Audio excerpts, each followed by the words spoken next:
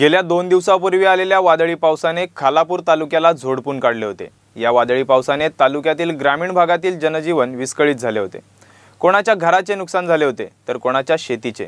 अशा वेळी या नुकसानग्रस्त नागरिकांच्या मागे उभे राहिले ते शिवसेनेचे जिल्हा सल्लागार हनुमंत पिंगळे।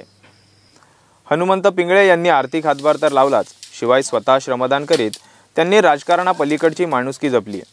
वादळी पावसाने ग्रामीण भागात गेल्या 3 दिवसांपासून विद्युत पुरवठा देखील खंडित झाला होता। त्यावेळी पिंगळे यांनी स्वखर्चाने जनरेटरची व्यवस्था करीत वीज पुरवठा सुरळीत केला।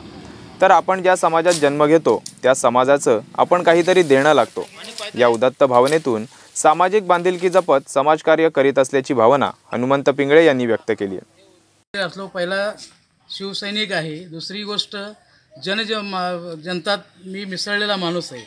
मी गरीब शेतकऱ्याचा मुलगा असून लोकांची सेवा करणं हेच माझं कर्तव्य आहे। आज माझ्या गावामध्ये एवढी मोठी हानी झाली, काही लोक येतात, शायनिंग मारतात, निघून जातात, पण आमची परिस्थिती तशी नाही।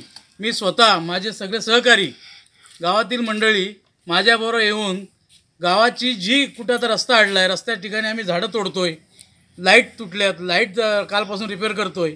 आता लोकांना 2 दिवस पाणी नाही गावामध्ये प्यायला। स्वतः आता जनरेटर आणला आम्ही, तो जनरेटर बोरिंगला लावणार आणि गावासाठी पहिला पाणी देणार। लाईट 2 दिवस आमचे ते येणार नाही, पण ते लाईट नाही येतं त्याची वाट न बघता आम्ही लोकांची सेवा कशी होईल ते पहिलं बघतो। त्यासाठी मी सदैव जनतेचा ऋणी आहे, कारण त्यांनी मला गेली 20 वर्ष ग्रामपंचायत सत्ता माझ्या हातामध्ये दिलेली आहे।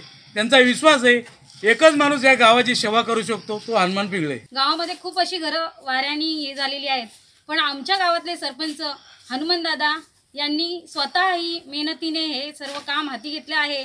आणि मला असं वाटतंय का असा सरपंच युगानुयुग या गावात राहावे।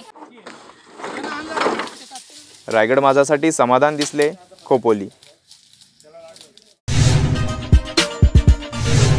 बेल आयकॉन दाबा आणि यासारख्या इतर बातम्या बघण्यासाठी आमच्या चॅनलला सबस्क्राइब करायला विसरू नका।